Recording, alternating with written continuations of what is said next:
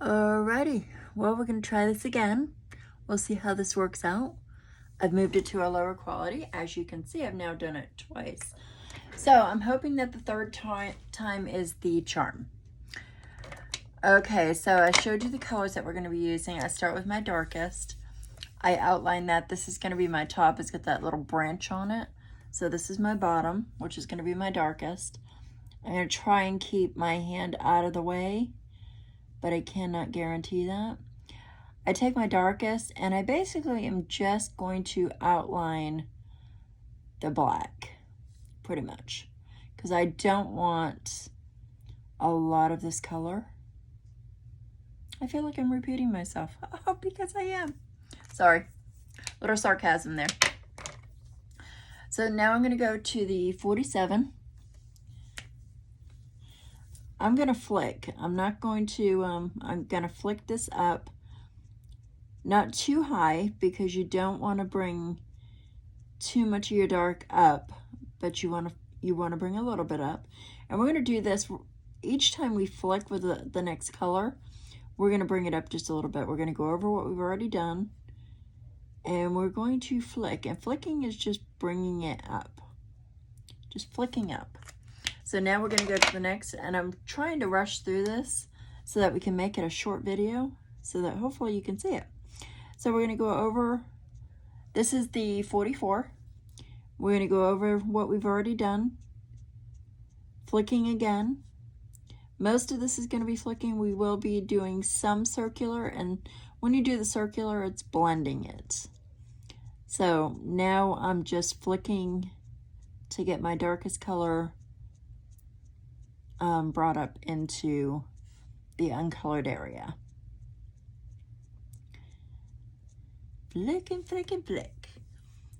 We're going to flick one more time.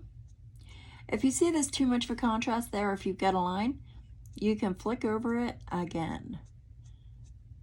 That's the good thing about Copics, to try and smooth out that that line, because you don't want to see too much of a line.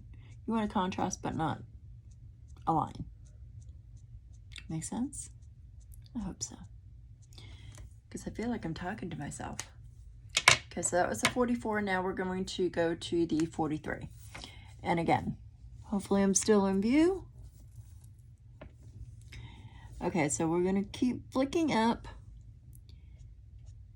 going over what we've already done. We're going to flick up higher though, because we don't want too much of that lightest color.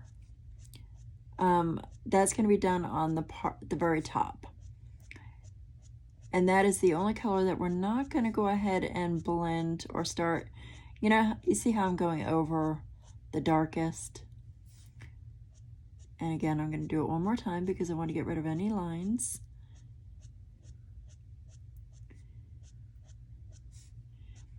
And we're going to go ahead and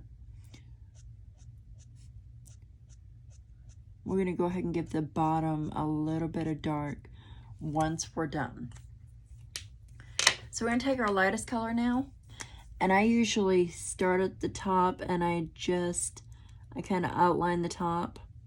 And now I'm going to bring down. I don't want to go up like this because I don't want to bring the dark up. I want to keep this lightest area, so I'm going to go down. Now I'm going to flick down.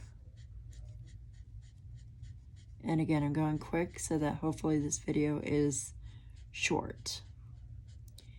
And now I want to try and blend it, so I'm going to go in a circular motion, going over not the darkest area, but just the mid-tone, because this has colorless blender in it, and we don't want to bleach out the bottom. We want to maintain that dark.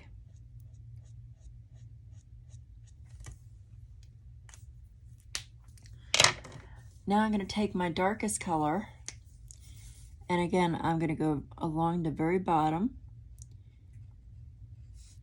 because I want that real dark, but I don't want too much of it.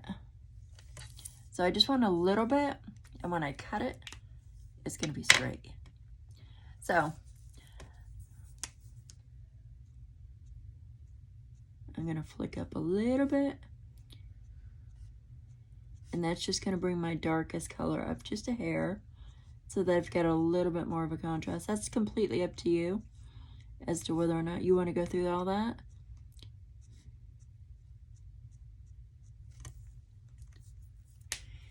And there you go. Voila. I'm going to stop this real quick.